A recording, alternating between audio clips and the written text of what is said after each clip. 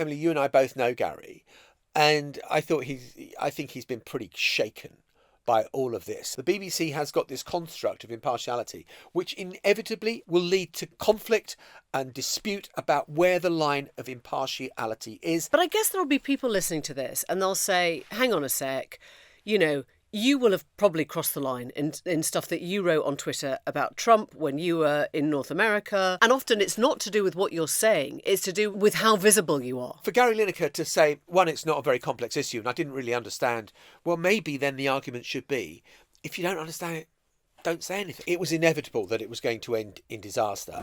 It's been a pleasure and a huge privilege working with the BBC for 30 years. Especially hosting Match of the Day, a programme that is so close to my heart and an integral part of my life. I'd like to thank all of the quite brilliant, talented and lovely people, both in front and behind the camera, that I've worked alongside for 3 decades. You're an absolute best.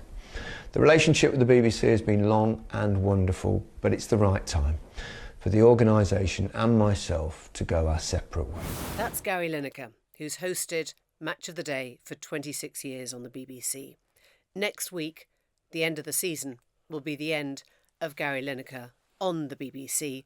He is, we're told, bowing out by mutual agreement. My understanding is not quite as mutual as it would seem. If Gary Lineker hadn't jumped, he would have been pushed. Fraught negotiations took place at the end of last week. But what do they tell us about the BBC today, about impartiality, and about how it will treat its star presenters? Welcome to the Newsagents.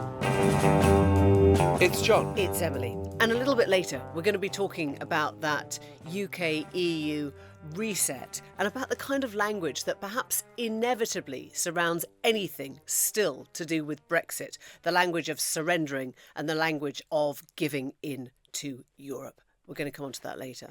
But we're going to start with Gary Lineker's departure from the BBC, which won't come, I don't think, as a huge surprise. He was going to go anyway. The BBC had concocted a very unhappy compromise whereby a rota of presenters would do Match of the Day, but he would come back for FA Cup matches and kind of put them all aside when it came to the World Cup final next year in the States. So it was a pretty unhappy situation, and Gary Lineker, to use the footballing metaphor, the obvious one, was already on a yellow card because of his social media posts. And what he posted last week, he's not seeking to justify in any way. So this was something that we had been half expecting all weekend. We'll come on to that and explain why in a moment. But around lunchtime today, Monday, Gary Lineker made a full statement to explain why he's stepping back. Last week I shared a post here on Instagram that contained an emoji that has awful connotations. Unfortunately, I did not see the emoji. If I had, I would never ever have shared it. The minute I was made aware, I quickly deleted the post and went on to make an apology. I would like once again to say I'm sorry unreservedly for the hurt and upset caused. It was a genuine mistake and oversight, but I should have been more diligent. I know that. I've stood up for minorities and humanitarian issues and against all forms of racism all of my life, including, of course, anti-Semitism, which I absolutely abhor.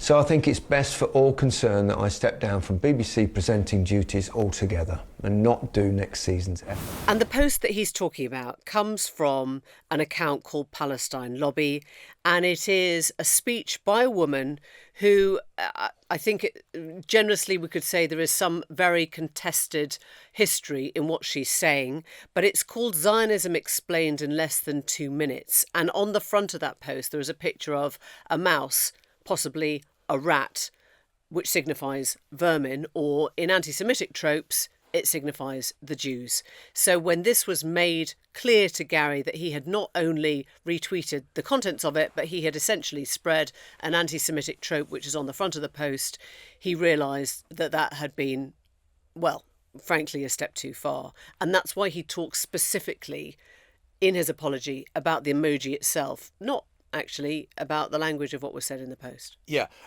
And if you listen to the whole post, I mean, it's a partial view of Zionism.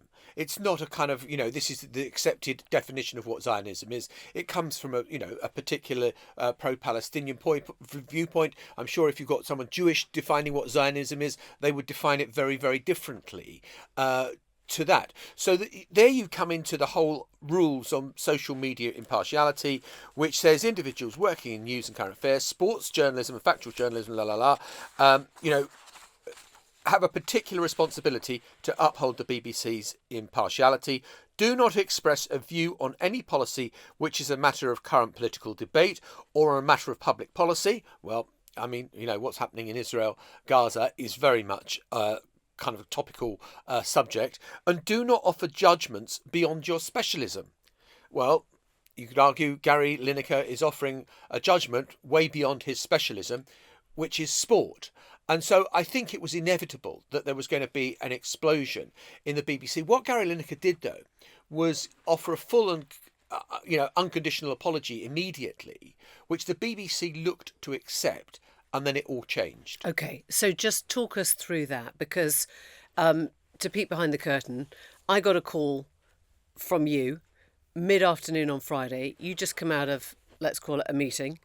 And you already sensed that if Gary Lineker was even allowed to present this Saturday, then his resignation in some shape or form would come pretty quickly after that. You said by Monday at the latest. So my understanding is that there were fraught discussions that took place on Friday, and there was even consideration of stopping him presenting the FA Cup final at the weekend between Palace and City.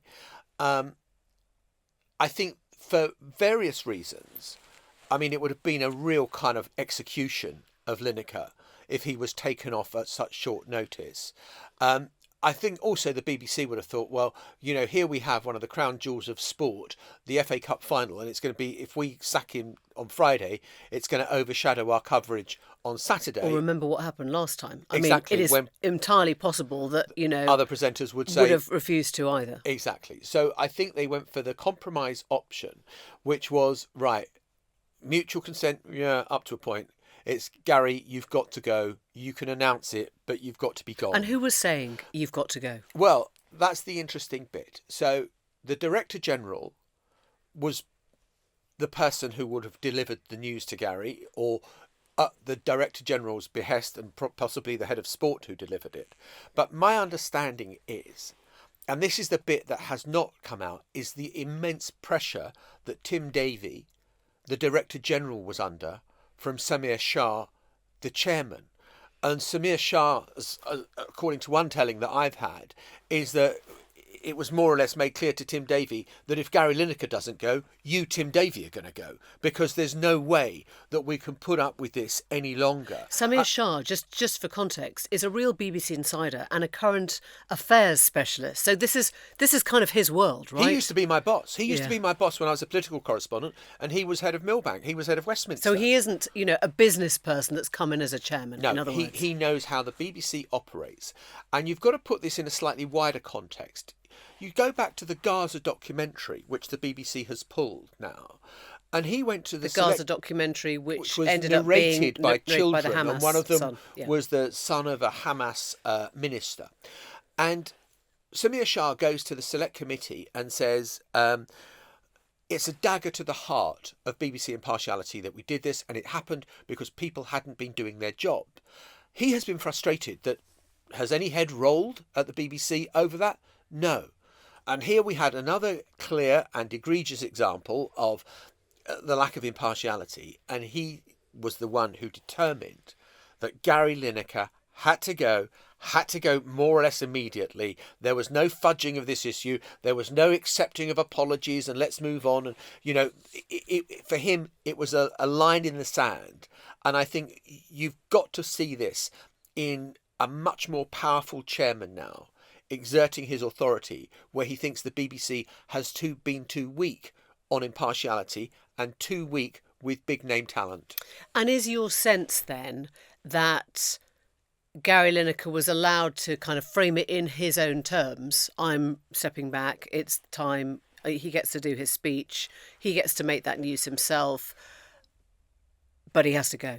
We're recording this at 1:25. I don't know whether, as we're speaking, there are BBC senior press officers briefing. Well, yeah, of course he may have said this, but we told him it was up. The game was over. Time to move on. I don't know whether that is happening, but it is my understanding, in no uncertain terms, that the BBC made clear to him. And this is the problem in a sense. I mean, for a start, Gary Lineker, when this became a huge controversy after he'd posted it and then deleted it, gave an interview to the Daily Telegraph, where he more or less says in terms, the new BBC head of sport doesn't understand television. Now, that's not going to go down well with the head of BBC Sport, who is employing him to do the FA Cup and to do the World Cup finals. The other thing that he said in that interview about the Middle East was, as an aside, he said, people say it's a complex issue, but I don't think it is. For Gary Lineker to say, well, it's not a very complex issue and I didn't really understand. Well, maybe then the argument should be, if you don't understand it, don't say anything. Well, I think if you go back to Gary Lineker's own words, what he says is that he doesn't regret sharing posts about suffering in Gaza. I mean, I think he would say, I 100% support what I did all along on that.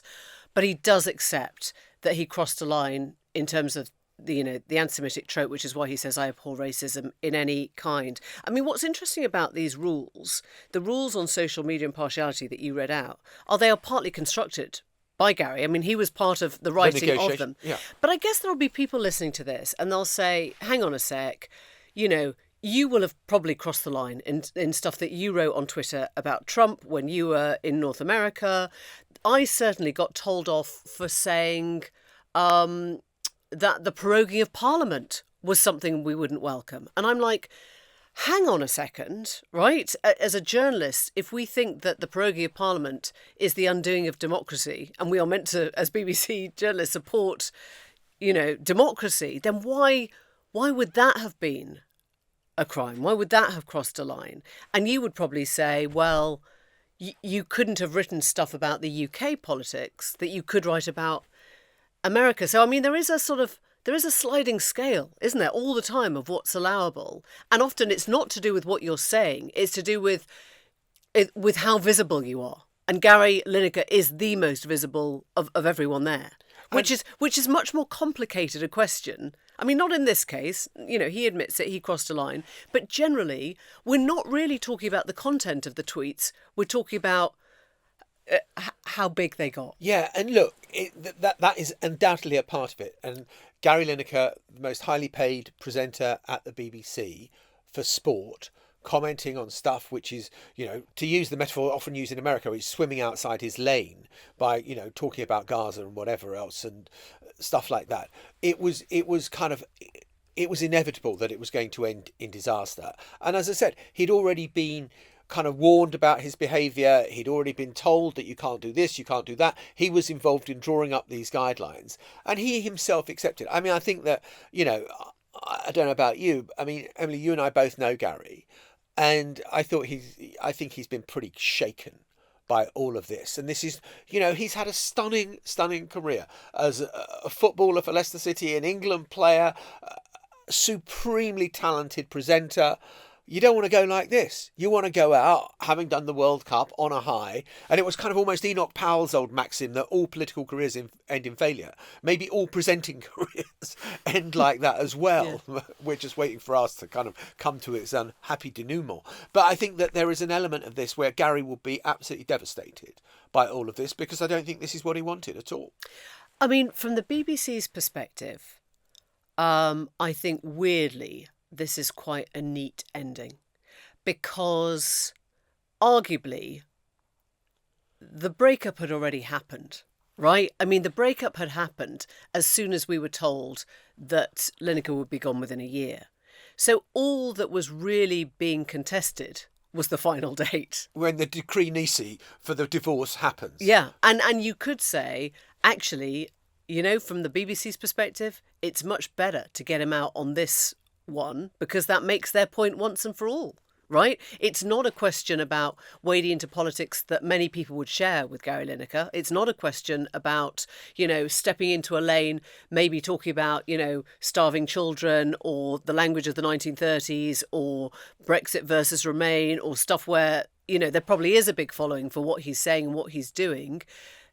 This one is a much cleaner way for the BBC to say goodbye and arguably to put the World Cup presenting team in place with a year to go, get them bedded in and not worry about having sort of people saying things about Saudi or Qatar or China or God knows what from the hot seat. We know from our time at the BBC that so often the solution to a big problem is fudge.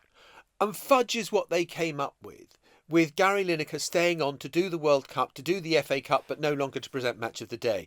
And that this kind of rota of presenters would be put in to present Match of the Day, and then they'd be dropped onto the substitutes bench when it came to the FA Cup and the World Cup. That was an unhappy fudge.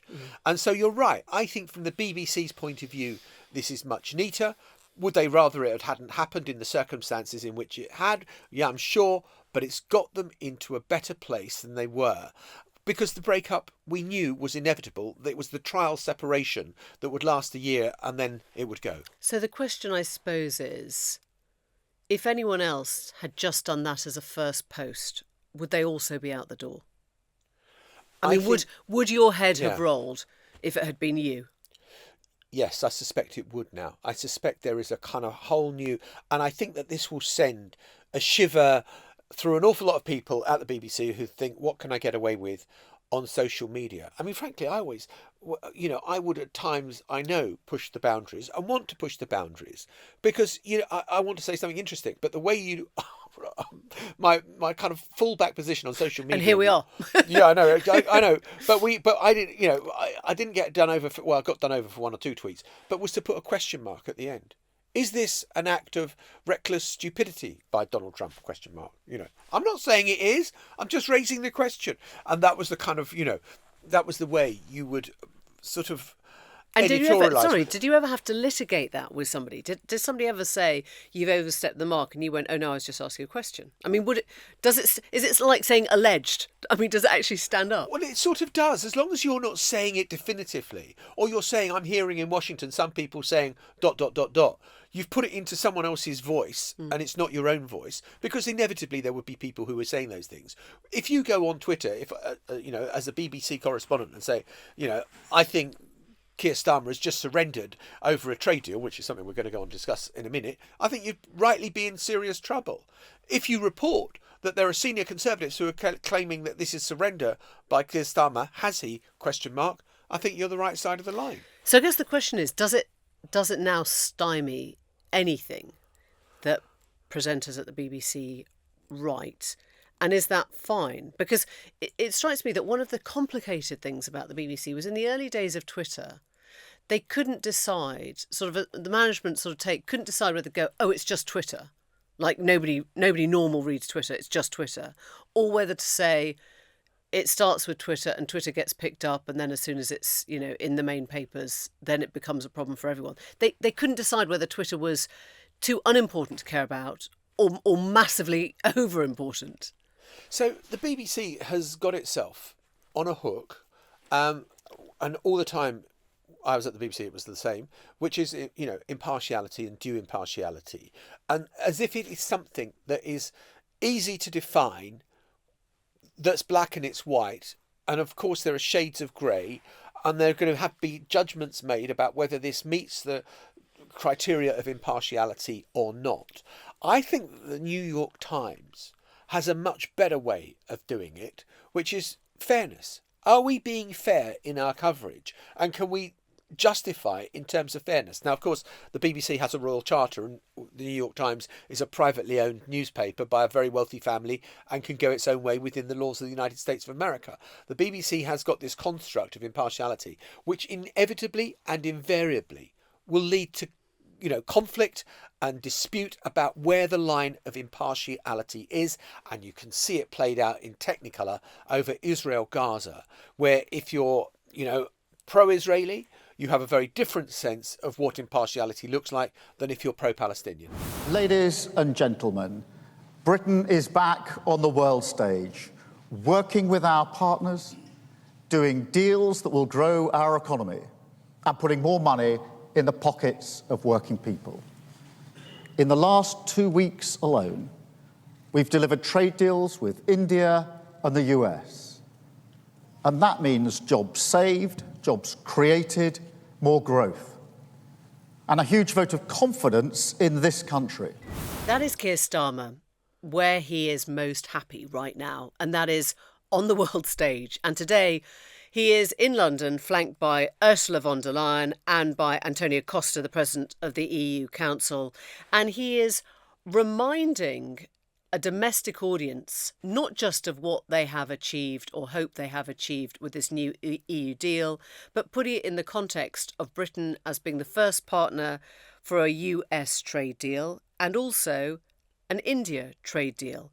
And I think part of what we're hearing today is not to be taken out of context. It is a sort of Britain is back. We are players again. We're not going to be a tiny island, contrary to what you heard last week from him. We want to be part of world negotiations again.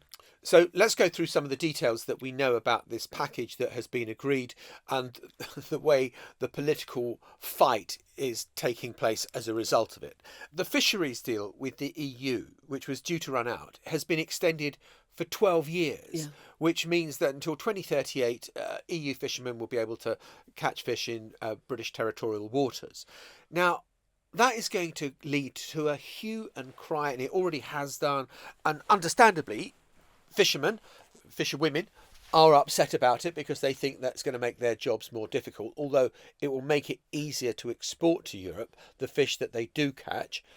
But fishing represents 0.03% of the UK economy. It's minute. It's minute. And so the idea that this becomes the totemic thing of this new deal that Starmer has done is to be looking in the wrong direction. Let's look at the substantive stuff that really matters, not the tiny, tiny little bit. Farming exports, which really have gone down as a result of Brexit, there is a kind of new deal in place that should make it easier for food exporters in this country to get their goods into the European market. So officials are going to drop some routine border checks on animal and plant shipments to and from the EU. This is the SPS deal, which you're going to hear that acronym. Did you think we'd get through a whole episode without mentioning phytopharma? Yeah, I didn't know. I wasn't certain, obviously. I thought we might, and I thought we probably wouldn't. But SPS stands for Sanitary and Phytosanitary Agreement, meaning the UK can sell its burgers and its sausages to the EU. I mean, that is the biggie. Not to get lost in the acronyms too much.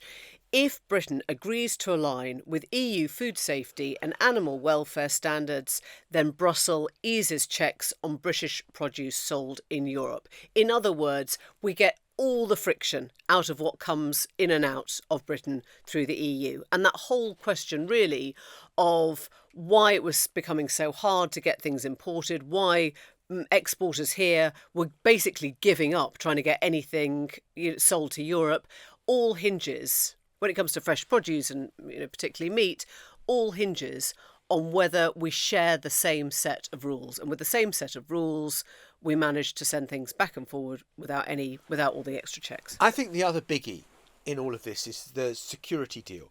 You remember in the wake of kind of Trump sort of saying, I don't want to have much to do with Europe or Western security umbrella, that the EU set up a €150 billion defence fund. But it was only going to be EU countries that were going to be able to bid for contracts to make the weaponry. And as a result of this security deal, Britain should be able to bid for some of those defence contracts. So if you're BAE Systems or Babcock or one of the other big defence contractors in the UK, this is a big deal. And it means a huge amount to be able to be part of the kind of bidding process for those contracts. Yeah, there's also, you'll remember in the past few weeks we've been looking at this EU mobility scheme, and the language on that has now changed, which suggests to me that Starmer's government has become slightly spooked by people talking over interpreting EU mobility as a kind of massive influx of migrants, right? It is not a massive influx of migrants. It is a scheme that is reciprocal, that allows UK students, UK young people, anyone between the age of 18 and 30 to go and work and travel and live in EU member state countries and allow them to come here. They are limited visas. They wouldn't allow family members.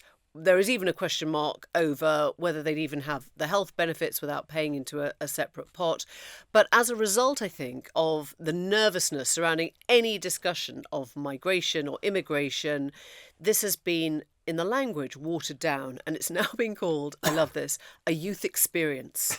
I mean, a youth experience does not suggest any kind of movement, certainly not free movement, certainly no mobility, and it isn't being signed off in this deal.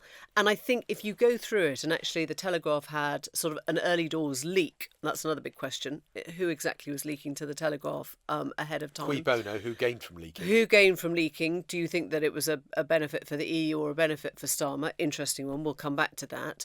But if you go through the language of the actual document now, there's a lot of promising to talk about things later. So we promise that we will get together and talk about this. We promise that we will revisit this. We promise that we will do that. There aren't that many things that have actually been signed off apart from fisheries, defence, energy and e-gates. E-gates, exactly. I knew. I was waiting. This is the end of the John Sopel has just arrived at Geneva airport saga. Yeah, well, I posted a year or so ago kind of the 2-hour queue to get through Geneva airport, whereas, kind of if you had an EU passport, you just walked straight through. I mean, it sounds like it's a nothing, but actually it is a thing, because if you want to get growth between the countries, if you want to get tourism between the countries, if you want to allow people to have experiences that are not fraught and laboured and hardcore and come to business meetings here in the UK, you have to make it easy for people to travel in and out from your airports. So look, those are the main points of what has been agreed. It is now how the framing of those agreements are being seen in politics now. And I just feel like, oh my God, I'm back in 2016. The language of betrayal is coming from the Tories. Britain has been sold out by Keir Starmer wanting ever closer union. Well, I'm sorry, but isn't this just a small movement towards doing trade on a more sensible footing with the European Union, which everyone has been crying out for? So if you look at what this allows in terms of growth, by 2040 it increases GDP by I think 0.3%, which is so minute that the real question I think for the government is not, have you betrayed Brexit, have you sold out the UK and its independence, but why weren't you a bit braver? Honestly, you've started this discussion, you've opened the door, you've started the talks, but actually, if you really want to get growth, you have to seize the bull by the horns and say, we're going to go for this and we're going to do much more and it's going to come much more quickly, and don't be taken backwards by people who actually aren't coming up with any answers themselves. I mean, there was a really interesting, and I'm going to say illuminating, interview with Paddy O'Connell and Nigel Farage yesterday on the BBC. And Nigel Farage was insisting that it was a Brexit betrayal. This deal that he hadn't seen was a Brexit betrayal, and that it would not deliver the thing that people had voted for. And it was put to him, well, what would you say yes to? Would you allow, mobility? Would you allow young people to travel around Europe? Would you allow for more, ease of farming goods and all the rest of it to go through? And Nigel Farage just kept saying no to all of this. Now, I don't think you're in a great place if you're saying we got the wrong Brexit deal, this is a betrayal, and I wouldn't allow for any of these changes. You've got to actually come into it with some answers or with some suggestions if you want to see the economy grow. It's much easier to sit there carpy and say, none of this, thanks, rather than, OK, where can we start to make things better? Just go back to something we discussed on this podcast a couple of years ago when Rishi Sunak agreed the Windsor framework, and the Windsor framework, because in the dim mist of time, that was all about getting goods in and out of Northern Ireland Yeah. in a way that you wouldn't have to have these extraordinary checks and extraordinary bureaucracy for getting a sausage or a piece of ham from England, Newcastle Britain mainland to Belfast. Yeah. And that was the problem that they tried to address. And Rishi Sunak assiduously negotiated this deal to try to sort out one of the kind of ludicrous messes that Boris Johnson had left behind with his Brexit deal. With a line down the Irish Sea. And again, there were accusations of betrayal, and this is a betrayal of Britain's interests again. And so you just think that everyone's default mechanism, if we are putting relations with Europe on a sounder footing, betrayal. Just play the betrayal card. Do you remember Kemi Badenoch around that time was the one who didn't want to have a bonfire of EU laws? That was what they were talking about. Jacob Rees-Mogg was sort of coming along and saying, burn them all, sort of Pol Pot style. Just get rid of everything, get rid of all the EU laws. And Kemi Badenoch, who's the business secretary, said, that's just going to create an absolute headache. It's going to take us back to year zero. We're going to have to start again with everything. It's going to be a huge waste of huge numbers of civil servants' time. Why would we do that? And I think she retained something like 90% or 98% of them because from a business perspective, it made absolute sense. And it's curious that she's now in a position where, because she's now flanked by Reform, by Farage, she's also got to use the language of betrayal and surrender and, the sort of EU getting one over on us, instead of saying, actually, if we need to put this country's dwindling economic fortunes back in the driving seat, we just have to do more, and it has to be bigger and faster.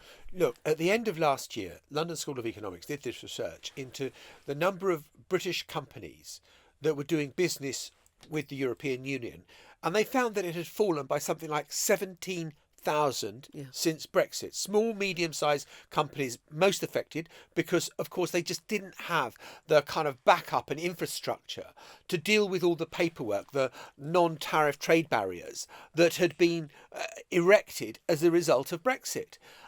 Now, it is our closest market, the European Union. It is our biggest market for exports.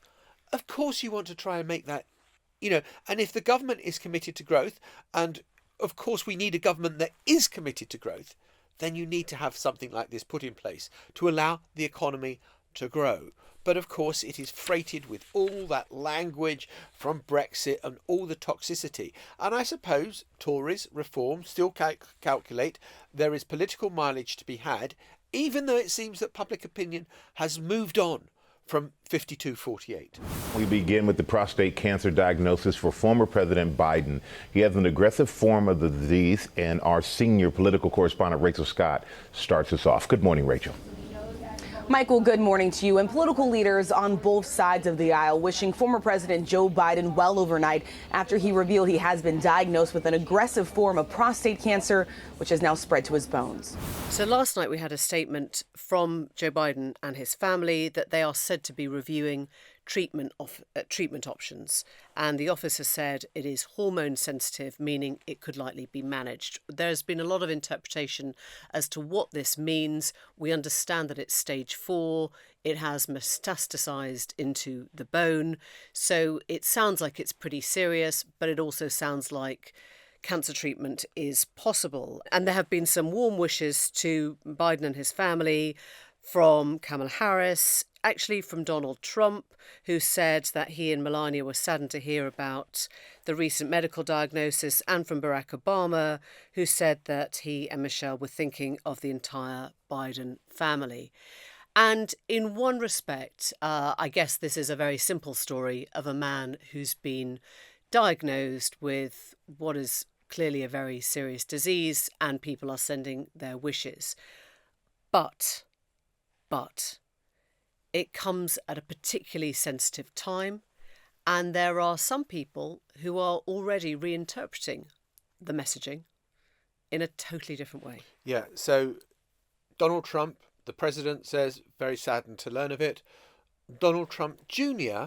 posts, what I want to know is, how did Dr. Jill Biden miss stage 5 metastatic cancer? Or is this yet another cover-up? So Don Jr. trying to point people in the way of saying, oh, there's more to this than meets the eye. They've known about this for months. Jill Biden is not a medical doctor. And Jill Biden is a teacher. And she's just a kind of doctor of education, a pedagogue. And so, you just think, we don't know. What we know is the statement that was issued last night, which says that he went to his doctors last week and they diagnosed cancer. And immediately in MAGA world, they are raising it as saying there must be something more sinister behind this. This is the biggest cover-up since Watergate. This is something very egregious that's gone on here. Yeah, I mean, we are truly in a very complicated world now, because this is the week in which a new book is landing, which is called Original Sin. We will be speaking to the author a little bit later this month. And it purports that Democrats knew about Joe Biden's cognitive condition months ago, possibly even years ago, and covered it up. And that a lot of people close to Biden were very aware that he wasn't really fit to serve another 4 years, but let it go. And I think that is why, when the diagnosis comes on the eve of the book, there are those who genuinely think, well, I don't know now. I don't know which bit is the cover-up and which bit is the cover-up of the cover-up, and whether this is coming out because the book is coming out.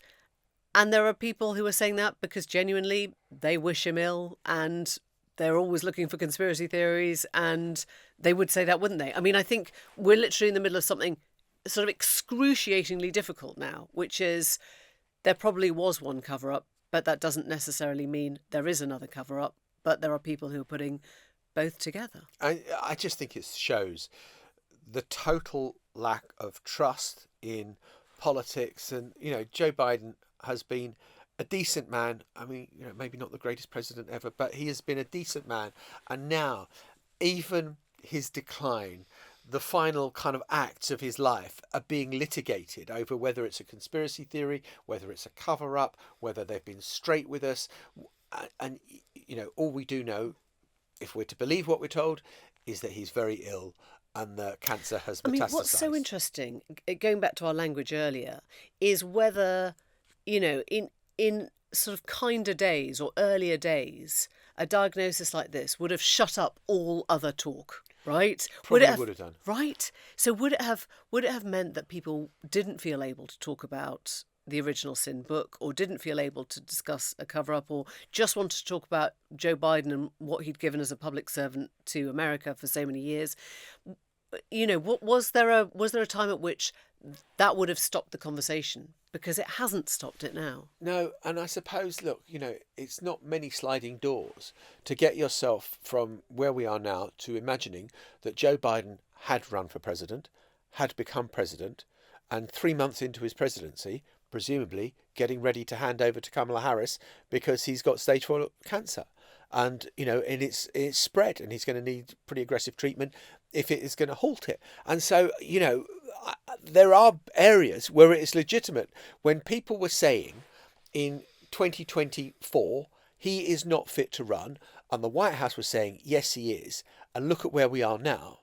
No, he wasn't. We'll be back tomorrow, and we'll bring you more on this subject and others in our Newsagents USA, which is out tomorrow this week. We'll see you then. Bye-bye. Bye for now. The Newsagents. This is a Global Player original podcast.